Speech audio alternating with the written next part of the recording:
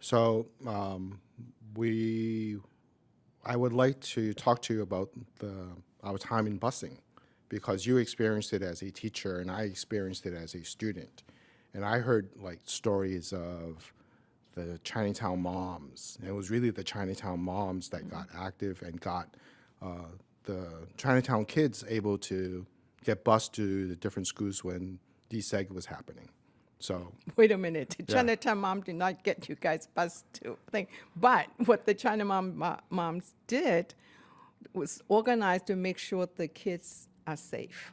And that was their absolutely big concern. Not that they don't want to be in schools with other people, but first and foremost, they want to make sure that their kids are safe. So as the teacher of some of the immigrant kids, new immigrant kids, those parents, when they got that notice that says, your kids are not coming back to the Quincy school, which is in the middle of Chinatown, that they will be going somewhere else, but it didn't say where. And people were immediately alarmed. What do you mean you don't know where? How are we supposed to know? And that was already June, the last day of school, when they got that notice. So those moms came to me. I said, well, you get your friends together, and let's see how many people got that notice. I was a first-year teacher, and I was too busy focusing on what am I supposed to do day to day within the classroom, never mind what's happening outside of school. So I have no clue that that was happening citywide until the parents got that notice. Well, from my perspective, mom being immigrant, and she got the notice, and guess who got to translate the notice was me. So I just knew that I was going to the North End, and I didn't know of anything that was concerned about the moms or stuff. So for me, like busing or school busing at that time was like, the stuff I learned off of the TV, and I expected in some ways to be, to be picked up to go to school on a bus. So when I was going into the North End the very first time and they were telling us where to bus, I did not have any idea that there was all these other concerns of like if the kids were safe or not and things like that. It was more like, where do I stand? Where do I find the bus? Because they put us on all kinds of different places to get bussed out. Well, finally, I think it was in the middle of the summer. In some of the elementary school, only the third, fourth, and fifth grade students got notice. They were to attend two schools in Charlestown. Now, Charlestown is, just by driving, is about maybe 15, 20 minutes away from Chinatown, but it's also the part of the city that nobody, not from Charlestown, ever get to, because there's a bridge and it's You have kind to of go isolated. through the tunnel and then you have Right. to go over the bridge. Not Charlestown, no tunnel. That's East Boston you're talking about. But we never been there. Nobody knows what Charlestown is like, except there are a number of projects in that in Charlestown. That there was an incident that summer where one of the Chinese kids who lived in the project was accused of murdering a white youth. And it became a citywide sensational story. And when the mothers heard that that's where their kids are going to, they said, oh my God, they're going to be thrown into this situation where everybody is already up on edge. See, You so- remember that? Yes, I do, now that you mentioned it. But see, then from my perspective as going 1975, 11, right? 1975, 76, going to the Michelangelo in the North End, I had no idea, I didn't know what we were getting into, but just a group of us from Chinatown were going there. And I just remember the first day, got on the bus, and we got to the North End, and there was this huge hill to go up, and then we got into the Michelangelo school, and we were like, okay, we're here, and we got put into class 6A and 6B and 6C and everything, and then that was the year. And then most of my friends, everybody in Chinatown were like, they were all going to test into Boston Latin, right? That was the Latin school test year. Yeah. And I didn't make it that year, so I ended up later being bussed out into East Boston, which, I went to Mariamana Harbor School of Technology from, that's when they started the Magnet Tech School. So I remember, because I was a new teacher, and I did not have an assignment in that summer. All I know is that the students that I was teaching the year before was going to go to Charlestown. So it found logical that I would be there, but we don't know. We didn't get any notice. So I was in the same boats, figuring out, me just thinking with these mothers and said, gee, not only they don't know where the students are, I don't know where I'm going, but we really do need to speak up how we feel. So when I asked them to come together, I was surprised. First, we started maybe with 10, and then it grew to 50. Then at one point at the end, it grew to 200. And that was my first experience of real organizing and what happens when people come together and stand their ground and say what they want. So all summer we have meetings, and since the school department did not respond to any of their demands, we sent letters that said that we want to have Chinese-speaking bus monitors, people in the school that have more than 15% of the student who speaks Chinese need to have staff that can communicate with the families, things like that you would think they would think of, right? But nobody responded to their concern. So they even took that their demands to the community leaders that wouldn't listen to them. I mean, in fact, those mothers said, we have to ask everybody to help. I said, I don't think they're going to care. But they wanted to do it, so they did. And they were put in their place. You guys are immigrant, non-English speaking women who work in factory. You think the government's going to listen to you? And we don't have time. So they got them fired up. So that's why they came together, went to the school committee, and really spoke up. Yeah. And they were told, and we even sent a letter to the judge, Judge Garrity. And then they were told, this does not concern you because this is a black and white case. You are called others. So that when they heard that, and I had to translate all that stuff for them, right? When they heard that, they got them even more fired up. Yep. So I don't know whether or not your mother knew any of that. Mom probably didn't, but she probably would have participated knowing my mom. But then at the same time, so as a student, as one of the kids, I got the tail end of all that. And I didn't learn any of that until later when I started doing more stuff and being more active in high school. And so all the stuff that you're talking about was, I saw it from the different perspective of being a student activist, where I saw the Chinese moms and the Latino moms, the Puerto Rican moms, the white moms and the black moms working together. And it was really I saw more of the moms working together than anybody else. So when I was, but my experience itself, right, is not like, there wasn't any major incidences other than a few, other than when some violence happened between a black kid or another kid, like in East Boston, and then we had to, the bus monitor came up to us and said, do you really want to be the first bus out?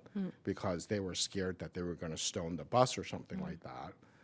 But beyond the years from 7th through 12th grade, I didn't actually have, our experience wasn't as we didn't have any of the South Boston, the, Charlestown.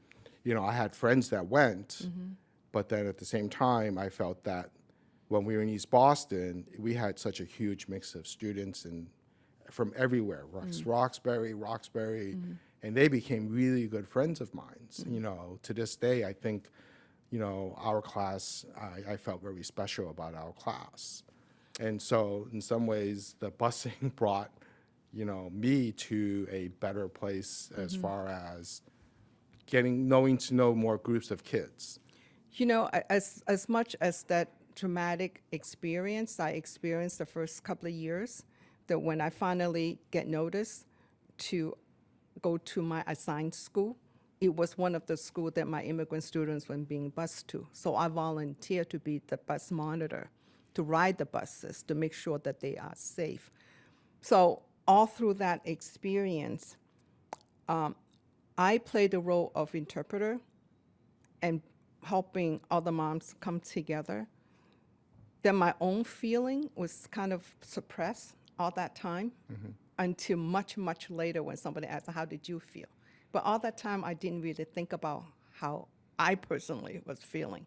In fact, when I translated for the mothers, the first day of school when I got off the bus, this brand new school, never even met the principal, he said to me, go get that phone call, go to the office and get that phone call from the Justice Department. I'm looking at him, I go, what did I do?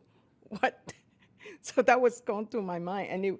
And it was a phone call that they want me to get all the parents together to have a meeting, a sit-down meeting. And I didn't know why. Took us 2 days. That was the day.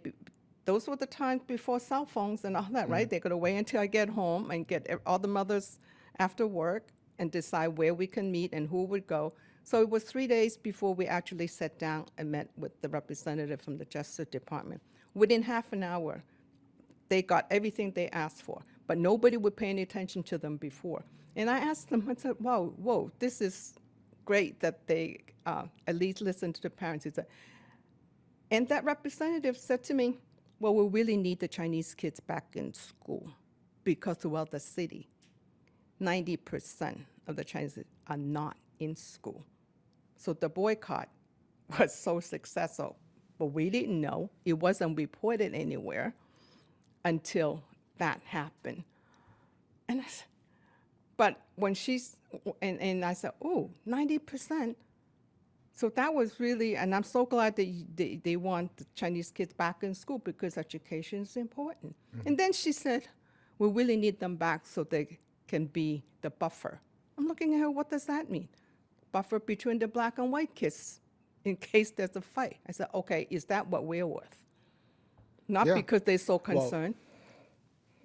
That was always my first real indication. Okay, this come to life to me. All those lessons I learned about civil rights movement, here they are looking at us. First, they tell us that we're called others. This is only a black and white case. It doesn't concern us. Therefore, we have no standing and no voice in this. And now you can tell me that, oh, we need you back because we need you as a wedge. I go, whoa. So that was what fueled me to my whole life. The lessons from the busing years that get me so fired up that this is how they treat us and what we are worth in the eyes of the institutions and power. Well, honestly, I don't think the administration or the schools knew what to do along with any of the black. It was always a black and white Right. situation. So even when I was when going through 7th through 12th grade and stuff, and when I became like a Boston High School student coordinator, where we had one student from each high school, working on student government stuff, working on like the code of discipline stuff. It was always the numbers. The way that we collected numbers was always black, white, other. So I was the only Chinese kid. It was like, hi, the other is here. And it was very weird because it happened to the Puerto Rican kids too. Yeah. Because the Puerto Rican kids were listed as others too. So it was the way that the courts counted the numbers. So it was really hard. It was interesting because we were really a diverse group of kids. They got us all mixed up together, but they still were just counting as, they thought it was just all a numbers game, it seemed. And they were just moving people around. And that really reminds me when I got to the school in Charlestown. So there was 2 Chinese teachers from 2 different schools that went with the children from Chinatown area to Charlestown, plus the ESL teacher who were Chinese. So in those days, there's only Chinese in the Asian population. The Vietnamese is not here yet. So when we say Asian, they're just Chinese. And we met 3 other black teachers in that same school. They were also new teachers in that building. and 2 of them were veteran teachers from a really, really good school in Roxbury that everybody wanted to go to. So I was really curious as to how come they end up here? And that's when I find out that they said they have to volunteer to leave that charter school because they were told not only the students have to be deseg, so they were told that the staff have to be integrated too. So that was my first experience when they talk about integration. They're not just talking about students, but staff, except nobody was prepared to talk about what does that mean? What are we integrating? You just want us to be working together side by side, but nobody understand each other. Nobody knew anything about each other's history or the community they come from. And I used to have fights with all the original teachers in that school. If not every day, every week, there would be a fight because they would say things to the immigrant Chinese-speaking students and to them, why aren't you speaking English? I said, wait a minute. They're new students, and a lot of time expressing in their own language is how they learn and ask questions. You cannot, if you tell them not to only speak English, then you're basically talking to be silent all day long. So I would have fights with them all the time. And didn't find out later that a lot of the staff are local Charlestown folks, what they call townies. They never even stepped foot outside of Charlestown. And this is part of Boston. I said, Boston is not that big a place. And somehow, as adults, we never even interact with each other. See, but from my perspective, it was like when I got bused to the Umana Tech out in East Boston, right? We had kids from Charlestown. Like one of my best friends actually from Umana Tech was from Charlestown. And we didn't have any of those, like the kids really got along. That was the weird part. It was just like, let's throw all these kids. We were hundreds of kids. My class size, like the 12th grade class was about 100 something, where my class size was. And we pretty much got along. We did, there were some incidents between the black kids, the white kids, and, the usual arguments between kids, but we knew none of that other stuff that was happening. Umana didn't have at Umana, we didn't actually have like the police escorts. We, the buses, there were like 20 to 25 buses that rode up every day, and everybody was bussed all over from all over the city. And you're like the first time I ever heard about when we were talking about this was that I didn't realize that the teachers also got bussed in too. But Umana, for me, the teachers we ultimately ended up with a black principal, a white, vice headmaster, and there was a really diverse group of teachers, And I do remember there were very little fights among the students. But the adults in the building, though, at the same time, there were a lot of scuffle, verbal things. And it took us 6 years. Finally, some of them, we became friends. But those first 3 years, it was really tough. And it toughened me of how to navigate. But the impact on the students, though, thinking back and riding those buses when we had to wait for police escorts, I was nervous. So I cannot, but I have to keep calm because of the students are on the bus and how they are feeling. I wouldn't dare ask them. I just need to keep calm and making sure that they feel that calmness too. And later I saw them wrote stories about how helicopters came down to save them. I said, save you from what? I said, that didn't happen. But they imagine, so whatever's reported in the news and how they see adults interact with each other, their imagination really went wild. But the kids themselves, I didn't see any in the schoolyards or in the classroom. They were fine. Can I jump in here really quickly? Can you talk about that responsibility of having to be a leader, having to be a role model for students, what that felt like? So all that time that I was playing this role, both for the parents to bring them together, to making sure that they voice their concern, and because I'm one of the few teachers in the school, that I feel a responsibility to the immigrant students. So I have to keep calm all the time. So I learned how to mask how I feel internally and how I personally feel. That doesn't matter. What matters is that I need to project this calm demeanor so that students don't get nervous or get scared. And the same way that when I interpret for all the immigrant mothers, they often look at me like, what do I do now? They didn't answer us. And I have to pretend that I know what's going on, and I have to pretend that I need to have the answer, but I don't. So all that experience in my busing years really toughened me to kind of play that role in the community and in my work as an educator. What drives me is that I need to do everything that I can to help the situation. So it's not about how I'm feeling. So this is why when people ask me, how did you feel? I said, I don't know. I never thought about it that way. I need to do what I need to do.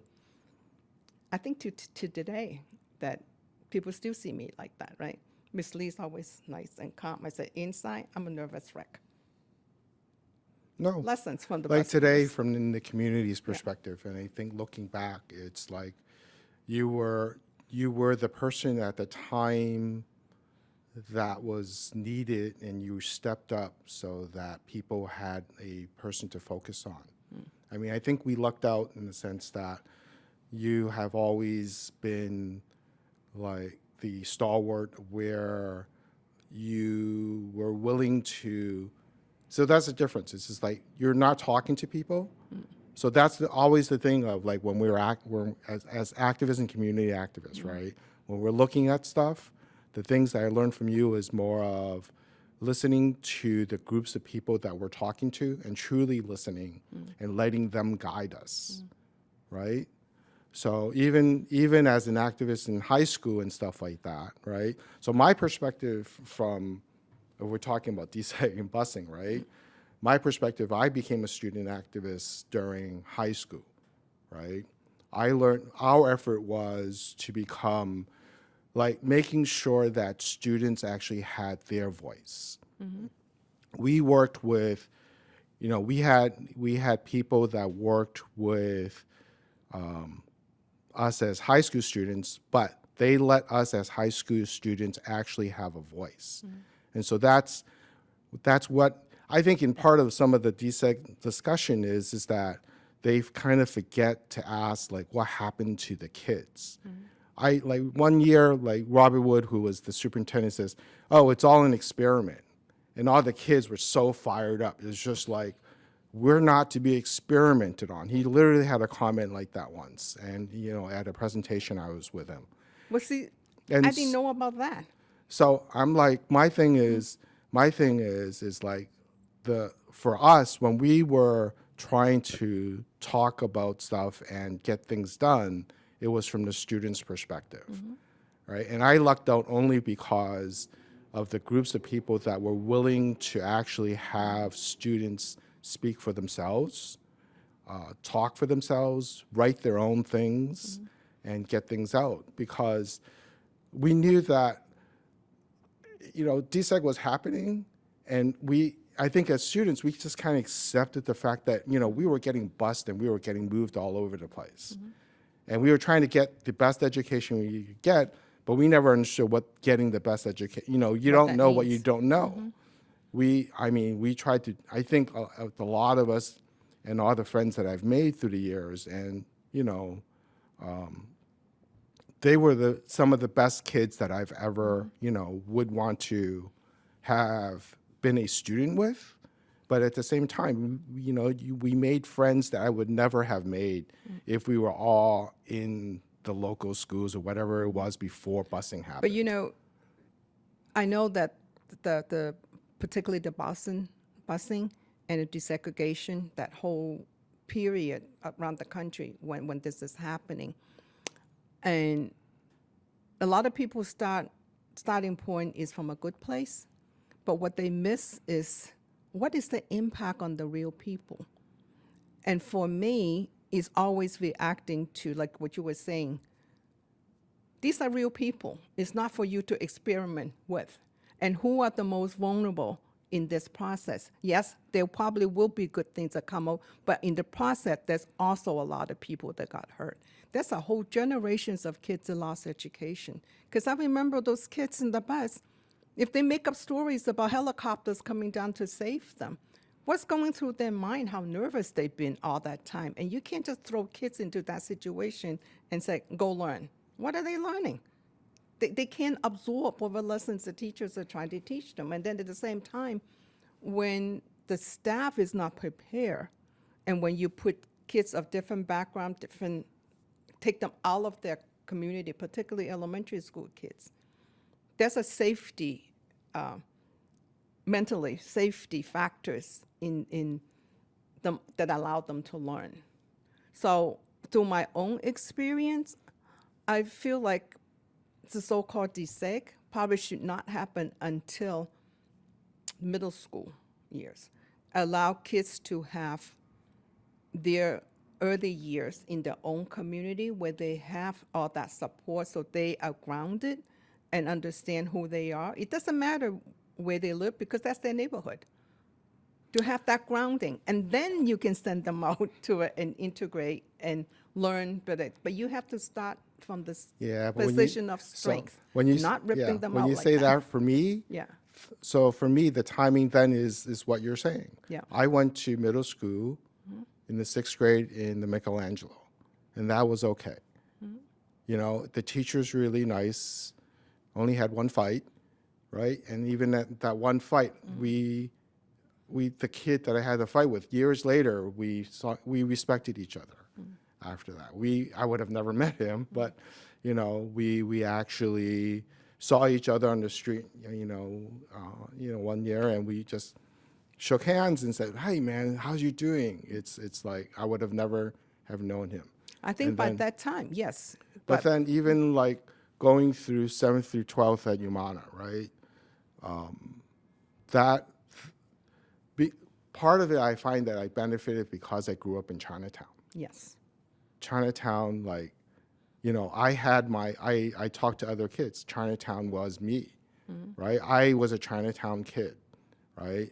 Chinese Chinatown kid who had his roots in town, and we knew who we were, you know, and there was a tight community to grow from there.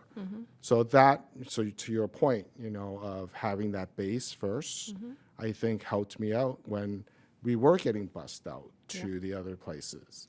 Because this not a theory, it is what I learned from practical experience, and I use that in my as a principal to really pay attention to the little ones, for them to get a really firm foundation in order, unless they know who they are and really be strong, you can't just throw them out into the world expect them to solve the world's problem or experiment with. That is not what adults should be doing to our kids. But anyway, the lessons I learned from my whole experience, it really gave me, it wasn't by choice, but it forged me to be the kind of leader that I became. I have to step out, like you said, there was a need, and I felt that role. But thinking back, why did I feel that strongly? Probably have to do with my own background too. The things that happened to me as an immigrant person, that my whole life's been impacted by policy that somebody else has made. Well, you should really tell me that story again when you got stuck in your classroom, Yeah. no language. Very quickly, I just want to Yeah. note that we have about 10 minutes more of recording time, so I'll let you know when there's 2 minutes left, and that'll be assigned to kind of closing thoughts. Sure. Okay. So, I remember you telling me that high school story of yours when you first got here. what high school story? When you were in the back of the room, no English, Oh, nothing. yes. I think that when you say that story, that really tells me how, you know, the way that, you know, some of that I think resonates in what you do now. Yeah. Well, I used to really resent my family, particularly my mother. How come I get stuck growing up with my grandmother and she came here without me to reunify with my father? And I didn't get to come until I was 11, until they spent a lot of money and a lot of time with the lawyer to fix the immigration status, to get legal paper for me to come join them. And it wasn't until I was in college, coming back to the community to teach English, that I learned from the other mothers that that happened to them too. I said, wait a minute, I'm not the only one. But it's really the immigrant story, right? It was U.S. immigration policy that had this huge impact on the whole people, of the Chinese Exclusion Act. I said, well, how dare them?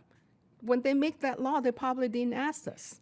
So the same thing with this DSEC thing. I know that when the black parents in the NAACP sought to desect school is because they want a quality education for their children. They did not ask to be, okay, bus me to South Boston or Charlestown. So that is something made up by people in the office to figure out, okay, how do we make this work? And move things around just like chess pieces. Well, how dare them? Well, that So was what my the whole thing, people- because This is what files well, that me was up. my whole thing. When I look back at it, right, I was just like, I felt that we were getting moved to schools. I mean, a bad school to bad school, right? It wasn't like, it was to me, I look at it as a resource poor situation in both white or black communities, and that there wasn't enough resources to begin with. And, it's not like South Boston High had anything more, or they maybe had a little bit more than Roxbury High. And then they're moving the kids back and forth. And that's where like all these arguments started, like some of that was happening. And I'm like, but, were the schools that much different when they were already doing stuff? But you know what the crazy thing is? So my first year before busing, I was a first year teacher at the old elementary school in Chinatown, probably the one that you went to, right? That was the oldest public school building still being used in Boston. That was established like 1860 something. And we were still using that building. And a new school was being planted and built and got finished in 1976, a year after the students were bused.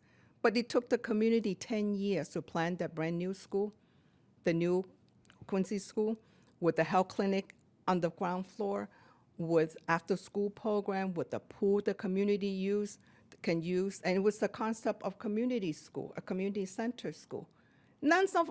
When that school was built, all our kids cannot go to that school because they were being bused to Charlestown, which is ridiculous. So we went from the oldest elementary school, yes, to a newer school in Charlestown. But in the meantime, we got this brand new school that's built in Chinatown. Our kids cannot go. To me, that is so crazy. I said, what is the point? If we can get the same thing here, why do we have to go all the way across town and go through all this trauma for the children to get there? So there has to be a better way. So lessons learned from those days, though, when the community of people ask for one thing, somehow they got pushed aside and not involved in coming up with the solution. So the solution was end up being dictated in offices somewhere. That's supposedly people that have PhDs and all this thing. So they supposed to know better than, and they dictate what happens to the people on the ground. That, to me, was what drives me to this day, that it is not right and it's not fair. So people who are being impacted by whatever decision, the government, institution, anybody that make, they need to be in the front and center making that decision, because it's not anybody else's business. You're not the one being impacted. So don't get me started on that, because to me, that's the big lesson from. Can I ask you another question, actually? Asian voices are often the most marginalized, certainly in the United States. Mhm. It's been 50 years since this. What has this meant 50 years on to this community of Chinese in Boston? Well, so those lessons learned, like when they tell us that we were others, right? We don't count because it was a black and white case. that might be 50 years ago, and the Chinatown's been here for 150 years. We are still dealing with similar Yeah. forces and similar viewpoints to I present s- day. I still think we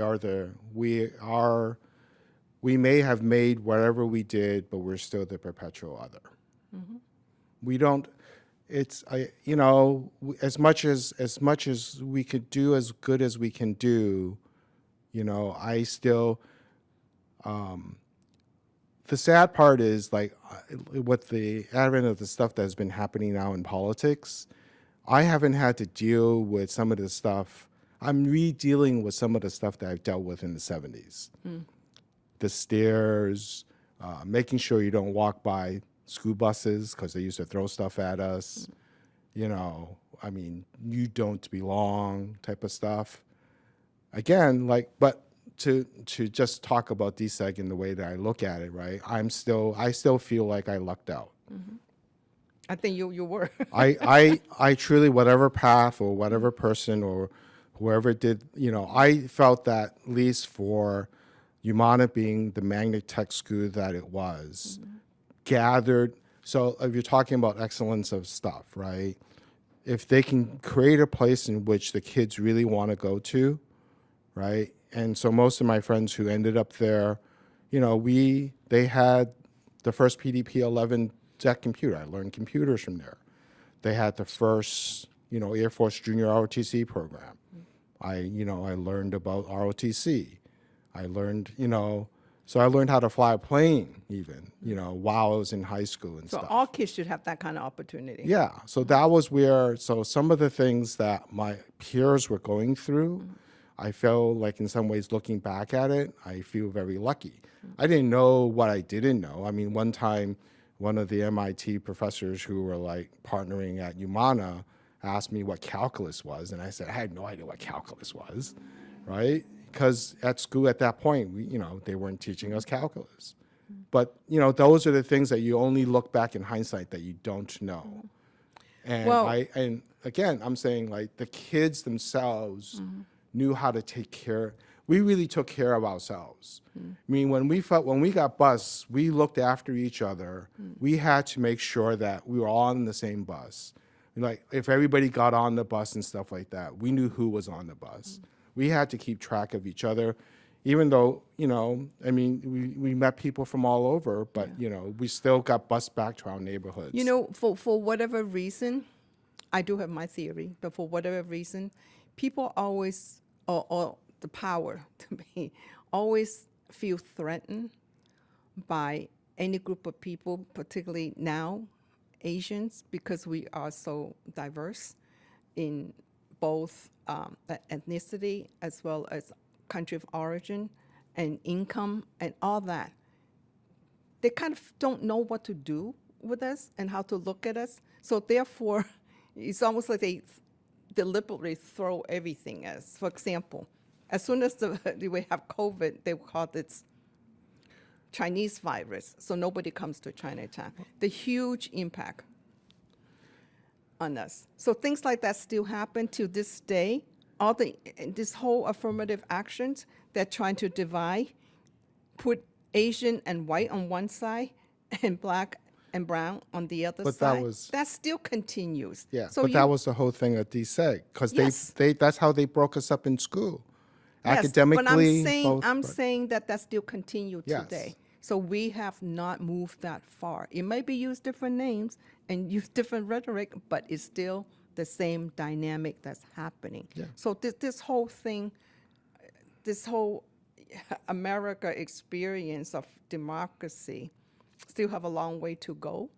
That why do we have to fear one another instead of really looking at all people need the same thing to thrive?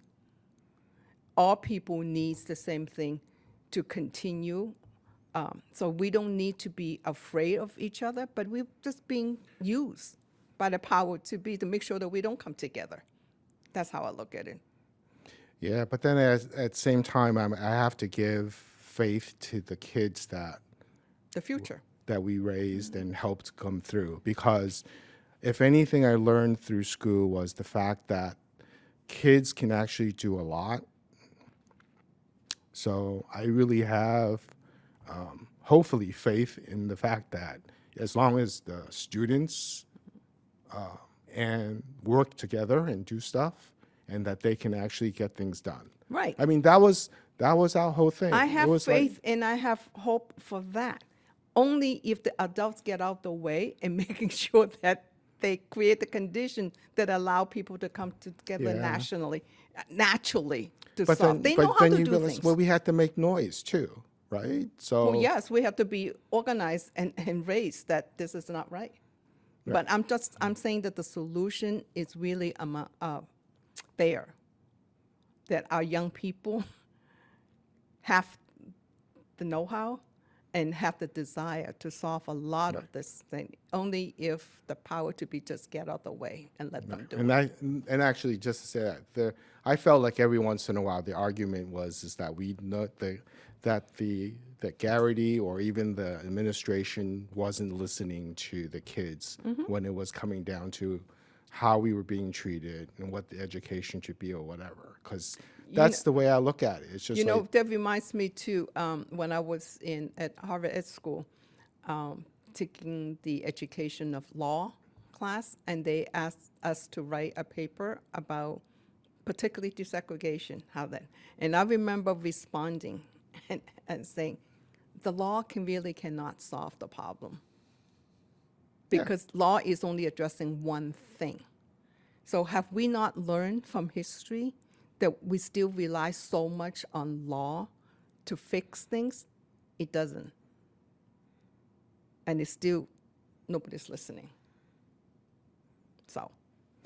no, like I say, I'm hoping, looking back at most of it, I wouldn't be who I was, and the steps that, like I say, I think I lucked out as far as being able to do the things that I do and who I learned from. Like I only got to be you because I decided to stay at UMANA. Full scholarship, no debt at the end of my college education. So you were one of the lucky few. Yeah, so I lucked out.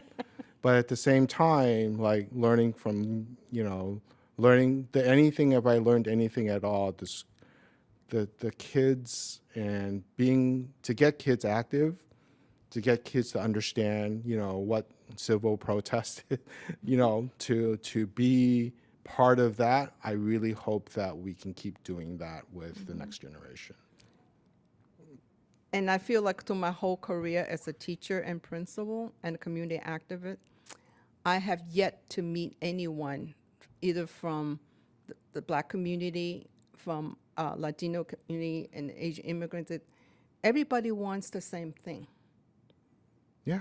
Everybody wants the same thing. No parents ever said that I don't want this for my child. We want So- we want a bad school, right? Yeah. Nobody no. says this, right? And they're all willing to work harder. So what happened? Why does the outcome is so different from different grouping of people? So something else is at work, right?